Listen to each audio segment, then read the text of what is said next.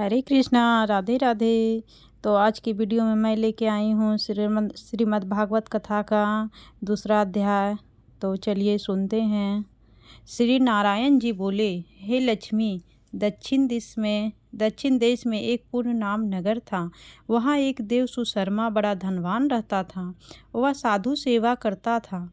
जब साधु सेवा करते हुए बहुत दिन बीते, तब एक बार नाम ब्रह्मचारी आया, जिसकी सुशर्मा ने बहुत सेवा की और विनय किया कि हे संत जी, आप मुझे श्री नारायण जी के पाने का ज्ञानोपदेश करो। तब ब्रह्मचारी बोले, मैं तो तुझे गीता के दूसरे अध्याय का पाठ सुनाता हूँ। देव सुशर्मा ने कहा कि गीता जी के दूसरे अध्याय को सुनने से कोई आगे भी मुक्त हुआ है। बाल ने कहा, मैं तुझे प्राचीन कथा सुनाता हूँ। एक आयाली वन में बकरियां चराता था और मैं वहाँ भजन करता था।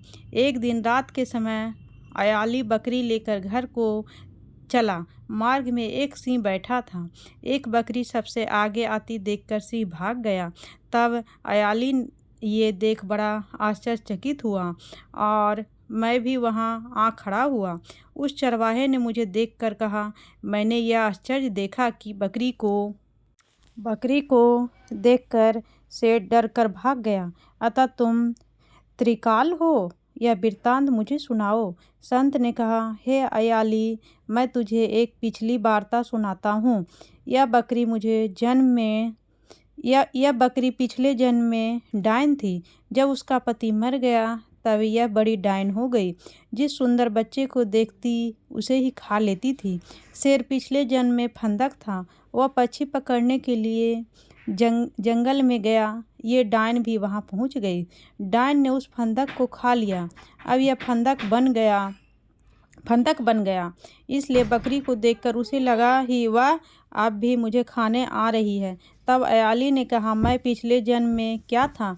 संत बोले, तू पिछले जन्म में चांडाल था। तब अयाली ने कहा, हे ब्रह्मचारी जी, कोई ऐसा उपाय भी है जिसे कर हम तीनों इस अधः देश से छूटे? तब संत बोले, हम तुम तीनों का उद्धार करते हैं। एक बात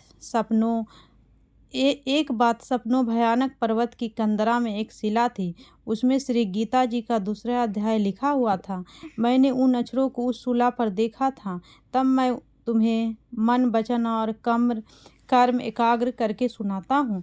तुम श्रवण करे। संत ने जब गीता जी के अक्षर सुनाए तो उनको सुनते ही तुरंत आकाश से विमान आए और उन तीनों को विमानों पर बैठा वैकुंठ लोक ले गए। तो श्रीमद् भागवत कथा का दूसरा अध्याय समाप्त हुआ। तो मैं नेक्स्ट वीडियो में तीसरे अध्याय का श्रवण करूँगी। राधे राधे।